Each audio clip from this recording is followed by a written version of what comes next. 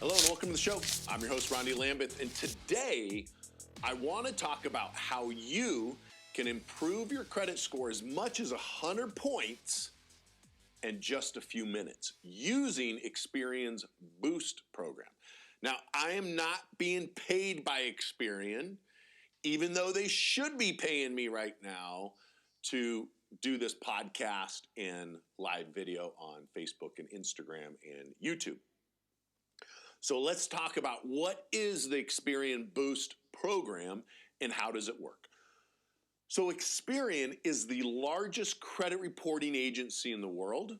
If you took TransUnion, Equifax, Inverness, and all of the other companies, which there's more than 3 bureaus out there, by the way, put them all together under one company, Experian's going to be bigger than all of them combined.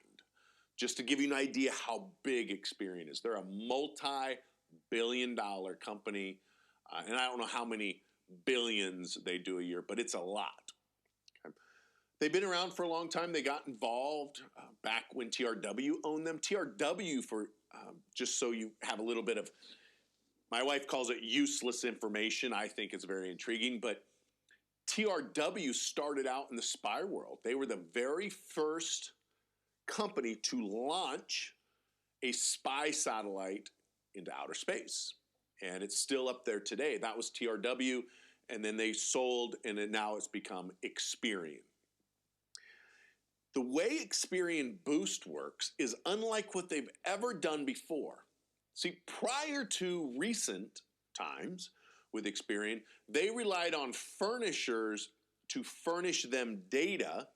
They then would collect the data, combine it with the FICO software, and create a FICO credit score as well as a credit report. And they relied on banks and collection companies and public records, courthouses, and LexisNexis to go out and grab all this information and report it. One of the ways that Experian used to get their information was called a welcome wagon. Now, a welcome wagon no longer exists. My first experience with the welcome wagon was in July 1998. That's a long time ago, 21 years ago. Now, how do I remember this? Well, the reason I remember is because it was so odd. I had just bought my very first home in Denver area. I'd owned a home before that in Oregon. Yeah, it was a manufactured home, but it was still my home, right? And I remember in high school, kids would say, "Oh, you live in the trailer park." And I say, "Yeah, and you live with your mom, you know? So you got something else to dig me on?" Because I live by myself. But my first house was a trailer, and I think it was like $15,000 or something, which I was making $2.35 an hour. That's what minimum wage was. So $15,000 was a lot of money for me. Anyway, I digress. So it was the first home that I bought in Littleton, Colorado, or in Colorado. It was actually in Parker and Clark Farms. And it was like a 1,600 square foot house. I was so proud of myself. I bought this house, and then I went to the fire department, come home the next morning, and there was a little postcard on the front door. And my children's mother had called, and it was from the welcome wagon. And so she called and answered these questions like, how long have you lived in the home? What's your husband do for a living? What do you do for a living? How much money do you make? How many kids do you have? Do you own or finance your cars? Do you lease? And it had like all these questions, and she was answering it, and it was, if you answer it, we're going to bring by a gift basket, and we're going to bring food and all this stuff. So she went and called up and answered all these questions. Within a few days, a group of ladies showed up and welcomed us to the neighborhood. Welcome, come on in, sit down. And my wife had a conversation with them, and I remember talking to them. They were so nice. And then they left, and I forgot to ask them. I didn't even think about it, like, where do you live in the neighborhood? Well, come to find out, they didn't live in the neighborhood. But I didn't know that at the time. I didn't even remember this until a few years ago when I was reading a book called Automated Injustice and another one called Expose, Credit Bureaus Exposed. And in those two books, it talks about how they would send welcome wagons out into neighborhoods to gather information, to report it back to Experian, so they can put it into or onto your credit report or your file. And so this went on for decades. Well, it slowly evolved, and then they started relying on furnishers. And after the internet kind of become mainstream sometime in the early 2000s, they stopped relying on the welcome wagon. Now that you understand that, now let's get into Experian Boost, which is what I want to talk about anyway today. Experian Boost, and Experian is the only company doing this. TransUnion, Equifax, Inverness is not doing this yet, neither any of the other credit reporting agencies. And yes, there's more than 3. It's only Experian. What Experian is allowing you to do is to go to experianboost.com. Experian.com/boost. Experian.com/boost. When you go there, you can read all about it. It's getting pretty fancy now. It wasn't this fancy a month ago when they launched it. Now you click Get Started, and they're going to ask you for your username and password to your bank account. Now, this is where people get scared. But here's the thing. Experian already has your social security number. They most likely already have your account numbers from the bank. They already have your date of birth. They have everything on you. They know what kind of toilet paper. They know what kind of toothpaste. They know that my wife a week ago bought me a brand new cinnamon flavored toothpaste that I used for the first time today, and it was really good. They know this because she swiped her little discount code or put in her phone number, which that goes to a very large credit reporting or information reporting gathering company in Utah that then sells that to the credit bureaus. Yes, they know what kind of toilet paper and toothpaste you use.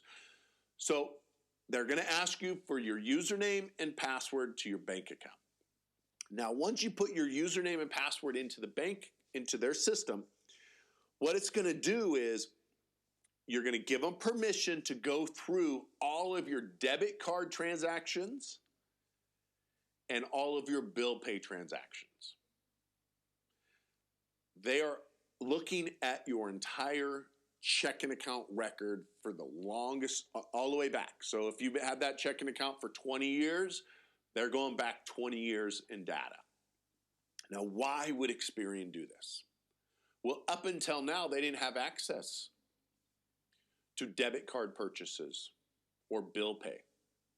Speaking of bill pay, do you know that they're the 4th largest credit reporting agency out there? In fact, they have more information on people than probably all 3 of the bureaus combined, even though they're new, because they've been keeping track of your bills, your account numbers, how much you owe, when do you pay it. All of that stuff is through bill pay.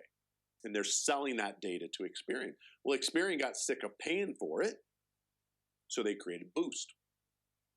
So you give them your username and password to your checking account.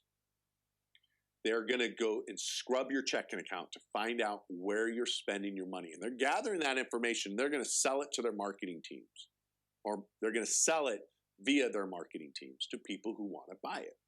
For example, I'm getting ready to start in a new live credit series here in Las Vegas and other cities that I travel to. And I'm going to do like I used to do in San Diego, where every Saturday I'd get together, I'd rent a hotel, seminar room, and put together a seminar from 40 to 100 people and explain the credit reporting process. And what would happen is a lot of people would sign up for credit repair. And I could do that in like 2 hours and sign 40, 50 people up versus spending 30 minutes a person, right? So I was using my time a little bit more wisely. So I'm getting ready to do that.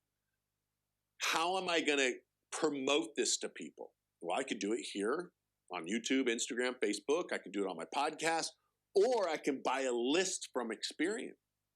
I can say, Experian, I want to have a list of everybody in the 89147 zip code, which is where my studio and office is. I want anybody over a 500 but less than a 650. I want married, and I want at least a mortgage inquiry with the denial in the last 12 months. Experian is going to send me a spreadsheet with all of that information. Then I'm going to upload it into a postcard mailing company. They're going to mail postcards out to every single person with the information about my live event, with a website where they can register. That's how I'm going to do it. That's how Experian sells information, why they want all of this information. So when you get back to Experian.com/boost, they're looking at all of the information on you completely. Who's your cell phone carrier? Who's your water company? Your electricity, your garbage, your sewer, your insurance, all of those bills that I've been telling you for years to pay with your credit card to protect yourself and to get points, they're going to be looking for that. So if you've been following my information and following my advice and you've been using a credit card to do this, like I do, Experian Boost is not going to help you much. But if you're using your checking account via your debit card or bill pay, then this is going to work perfectly for you. So what you do is you go to Experian.com/boost. You sign up. You give them your username and password to your checking account. They're going to go in and they're going to start grabbing data and putting it into your credit file. So if you've been paying your cell phone for the last 4 years with your debit card or checking account, they're going to take that cell phone information and they're going to put it on your credit report. And now, that fast, a blink of an eye, you're going to have 4 years of data on your credit report, and it's going to boost your credit score. And I've seen as much as 155 points. I think Experian's claiming around 100 points. And again, it changes because as more people do it, it's changing the numbers. When I did it, my score actually went down. Why did it go down? Because I had a few months in there that I paid with my checking account, not debit card, but ACH. And so it put a bunch of little accounts on there, 1 month, 2 months, 3 months, before I got them switched over to the credit card. Because a lot of times when you set up new utilities, they don't let you do a credit card right away. They want your checking account information, and then you switch everything over to credit cards afterwards. So because I had only a couple months reporting, actually lowered my score. Here's the good news. If it lowers your score, you literally click a box and turn it off. And now your score goes right back up. If it increases your credit score, then leave it alone. Again, this is only Experian.